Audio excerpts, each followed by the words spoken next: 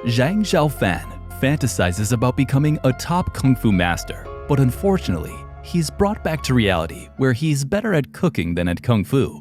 He rushes to set up a meal for his master and fellow students. While eating, his master asks him about his training. Xiaofan happily reveals that he's almost mastered the first level of his training, and all his fellow students immediately start praising him. But his master isn't convinced, so he calls Xiaofan forward, intending to test his energy, and despite all his training, Xiaofan begins to crumble within seconds. Seeing this, Ling the master's daughter, started to support Xiaofan from the back, and all his fellow students secretly start transferring their energy to Xiaofan to help him stand straight till their master is satisfied. Despite training for 10 years, Xiaofan was still failing to cross the first level of his training, so Ling has been secretly helping him train. They must train in secret because in the Qing Yun school, it's taboo to learn from another master, and the punishment for breaking this rule can be anywhere from banishment to facing the wall and meditating for 10 years. Xiaofan fails to cross the first level again, and seeing him grow increasingly frustrated with himself, Ling decided to take him to his old village to cheer him up. Seeing the abandoned village, Xiaofan is immediately reminded of the day 10 years ago when his whole village was massacred. Xiaofan and his friend Jing Yu returned home to see their whole village engulfed in thunder and lightning. Before they could process what was going on, they saw a masked figure chasing the old martial artist of their village. Xiaofan and his friend get caught in the crossfire and become unconscious. When Xiaofan wakes up again, he sees that the fight is still going. The masked figure was losing the fight, so he used Xiaofan as leverage and delivered a poisonous seven-tailed centipede to his opponent. The centipede immediately bit the old master, but he was somehow still successful in chasing the masked figure away. The next day, Xiaofan and Jing Yu returned to the village to find their parents dead. Soon after, Xiaofan's current master stopped by, and he took Xiaofan and his friend back with him. While Xiaofan is mourning, far away in the Qing Yun school, all the 7 peak masters are gathered for a meeting to discuss the upcoming tournament that is held every 60 years. I guess you're looking for the movie name, right? It's the 2019 Chinese fantasy movie, Jade Dynasty. Subscribe for more recaps like this. And now, let's jump back to the story. The Qing Yun school consists of 7 mountain peaks that belong to 7 masters who have their own set of students and different ways of teaching. So every 60 years, they hold a tournament to see which of the masters had produced the strongest fighter. While the masters are away for a meeting, all the students of the 6 peaks decide to gather together to secretly watch the Jiaozu Peak students training. The Jiaozu Peak is filled with beautiful female fighters, but the one that attracted the most attention was their strongest fighter, Lu Xueqi. When she appeared, all the men started climbing over each other to take a better look at her.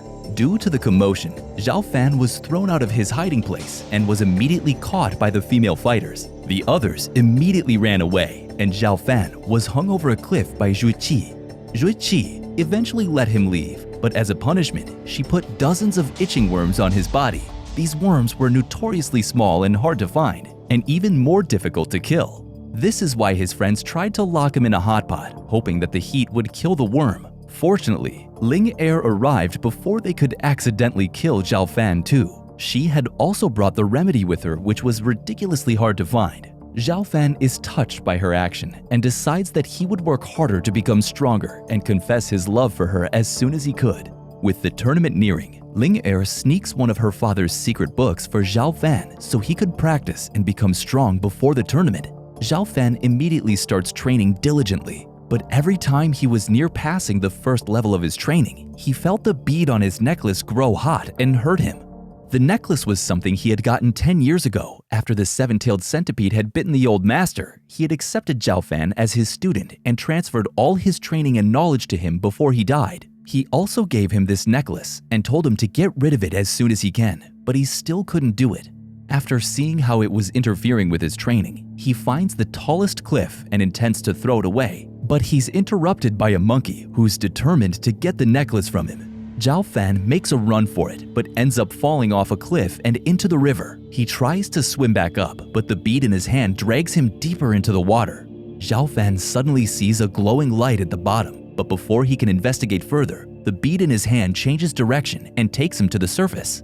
The monkey is still waiting for him on the land, and he bites Xiaofan as soon as he sees him. The blood from his wound trickles into the bead in his hand, and the sky begins to darken. The next thing he knows, a long wand ripples through the water and into the sky, and the bead in his hand grows hot and follows the wand. The two weapons began merging, which causes a drastic change in the weather. This alerts the masters of the Seven Peaks, and they realize that an evil weapon called Blood-Sucking Bead has resurfaced again. Blood-Sucking Bead was a rare treasure that belonged to the Demon King of the demonic clan and was taken away from him years ago. He's been searching for it ever since, and now that it has appeared again, chances are he would come himself to retrieve it. And sure enough, deep in the underworld, the Demon King is watching the two weapons merge and orders his subordinates to make arrangements to get it back. On the other hand, Xiaofan picks up the wand and is about to leave when a masked woman appears and attempts to take it from him. Xiaofan is not much of a fighter, but he manages to hang on to the weapon until Jue Qi and Ling Er arrive for help. Later, Xiaofan is explaining everything to Ling Er. He realizes that the bite mark on his hand had disappeared without a trace. The same woman returns later that night to try and steal the wand again, but the wand refuses to leave its master, and when she tries to hurt Xiaofan, the wand knocks her out. The next morning, Xiaofan is startled to see her in his bed and gives her his wand just so she would leave quietly. Unfortunately, the wand kept returning to its owner, which frustrated the woman who finally left without it.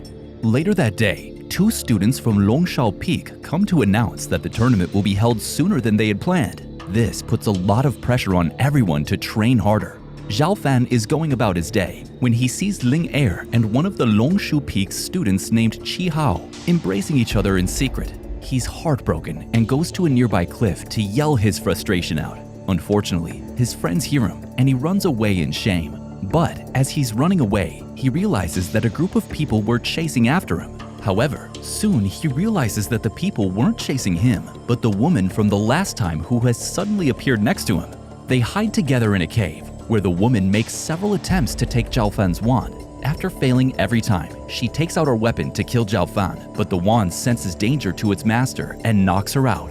Xiaofan is oblivious to all of this and treats her with kindness. They slowly open up to each other, and the girl introduces herself as Baiyao. Seeing how genuine Xiaofan is about his feelings, she also opened up about her mother's death and her desire to hide away where no one can find her. Being the kind soul that he is, Xiaofan promises to accompany her when he becomes strong enough. The scene shifts to the day of the tournament, where the students from all 7 peaks are gathered. Every peak has selected 7 of their most capable fighters for the tournaments, and the opponents would be chosen by a random draw.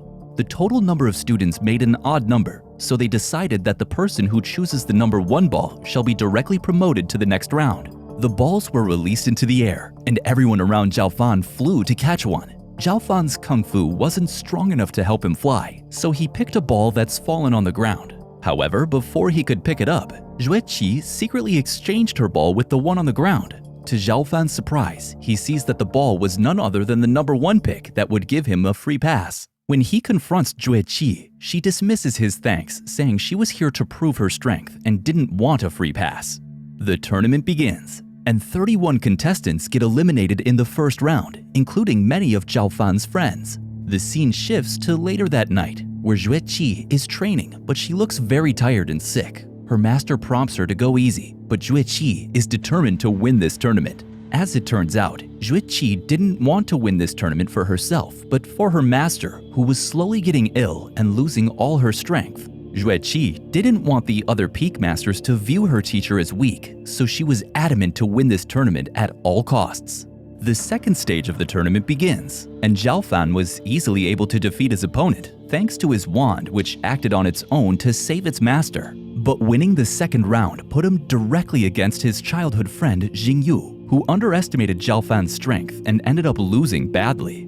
Jingyu becomes angry at his loss and accused Xiaofan of hiding his strength and tricking him. Xiaofan becomes depressed after losing his childhood friend and ends up throwing away his wand in anger. Everyone was celebrating Xiaofan's victory when their teacher stormed in and hit Xiaofan, accusing him of taking lessons from another master. Otherwise, there was no way he could suddenly become so strong. However, his master soon realizes that the person that's teaching him is none other than his own daughter. He is still angry at Xiaofan, but his wife manages to calm him down. Later that night, Xiaofan's dog drags him into the Jiaozu territory, where he finds Jue Qi unconscious beside a river. He helps her and sees the state that she was in. He suggests that she quit the tournament, but Jue Qi refuses and leaves. The next day, all the students and their masters were present for the final match between Xiaofan and Jue Qi. Now that he didn't have his wand, Xiaofan got badly injured within seconds of the fight, and yet he refuses to give up. Jue Qi is ready to attack him with her sword when his wand returns to defend its master. Xiaofan prepares to attack Jue Qi, but stops when he sees her bleeding from her nose. Jue Qi also retreats her weapon in the last moment and pushes Xiaofan to the ground.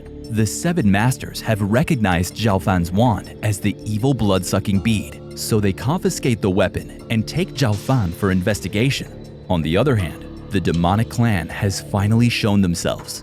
Many students get lured into the forest after hearing an infant cry, but it was just a trap set by the evil puppet master who took control of their bodies and made them kill each other. Several other monsters have also ascended from the underworld, and they began killing all the students to clear the way for the Demon King, who headed straight for the school. The other 7 masters have concluded that Xiaofan wasn't evil and that he had just stumbled upon the bead unknowingly. Suddenly, a student comes running in and tells them about the incident in the forest. They lock up Xiaofan and his wand and go to investigate the matter. Bai Yao takes this opportunity to rescue Xiaofan, but Xiaofan doesn't want to run away, scared that his master would misunderstand him. Bai Yao has no choice but to knock him out and carry him. She's stopped by the wand, but when she explains that she doesn't have any ill intentions and just wants to rescue Xiaofan, the wand quietly follows them. However, Bai Yao was lying. She takes him to her dad, who is none other than the Demon King himself. Xiaofan hardly has the time to feel betrayed before the Demon King starts attacking him. Bai Yao tries to convince her father to take Xiaofan as his student instead of killing him. And when her father refuses, she uses her own power to defend Xiaofan, but she is easily defeated. Xiaofan realizes that he's on his own and puts all his faith into his wand and asks the wand to save him. He manages to deflect the Demon King's attack until the 7 Peak Masters arrive and start attacking the Demon King. Bai Yao gets heavily injured while fighting Ling Er and Jue Qi. The fight is fierce, but the Demon King was too powerful, so the 7 masters combine all their power to attack him together. Xiaofan is stunned when he sees the masters using the same thunder and lightning technique that had once destroyed his village. He realizes that all this time, it was the 7 masters who were responsible for his parents' death. But when he sees his master struggling to hold on against the Demon King's power, he decides to help him, regardless of what happened in the past. But when he intervenes, he receives both the negative and the positive energy on both ends, which helps him ascend to another level of Kung Fu. The Demon King immediately realizes that Xiaofan is no ordinary person and that he has 3 different Kung Fu in his body. 1 that he has developed over 10 years of training, 2 that he has received from his dead master, and the 1 he has developed from using the wand. The Demon King warns the 7 masters that Xiaofan would bring disaster to their school and disappears into thin air. The master becomes scared and decides to kill Xiaofan before he could become a problem. The negative energy within Xiaofan takes control and he attacks everyone that comes in his way. He feels even more betrayed when he sees his own master trying to kill him. He's about to deliver a killing blow to his master, but Ling Er suddenly appears to save her dad and he hits her instead. Ling Er becomes seriously injured, but she still reaches out to hold Xiaofan's hand, telling him to return to himself. The touch reminded Xiaofan of the time when Ling Er held his hand when his parents had died, and he immediately returns to himself. But it's too late, as Ling Er is already dead. Seeing him vulnerable, Jue Qi's master orders her to kill Xiaofan. Jue Qi is reluctant at first, but she is too loyal to her master to deny her. The first attack is blocked by one of Xiaofan's friend's brothers, who begs Jue Qi to let him go before he dies. The second attack is blocked by his master, who asks Xiaofan to leave and never return. For the third attempt, Jue Qi rushes forward to attack him personally, but then she's reminded of all the times he has helped her and decided to let him leave. Xiaofan gathers an injured Bai Yao in his arm and flies away, promising to take her somewhere no one can find them. And for the first time, We see Xue Qi's lips stretch into a smile as she watches him go. Thanks for watching. For more videos like this, subscribe, and if you are already fancy for another one, check out this video now.